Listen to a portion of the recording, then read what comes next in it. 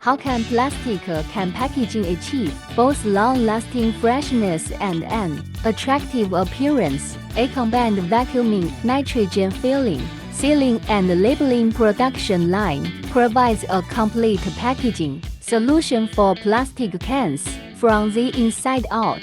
First station fully automatic vacuuming, nitrogen filling and sealing machine powerfully removes oxygen from the can and injects nitrogen. This effectively prevents product oxidation, moisture absorption, and spoilage, significantly extending the shelf life of plastic canned foods. The seal is tight, adapted to the characteristics of plastic containers, ensuring the container does not deform while preserving freshness.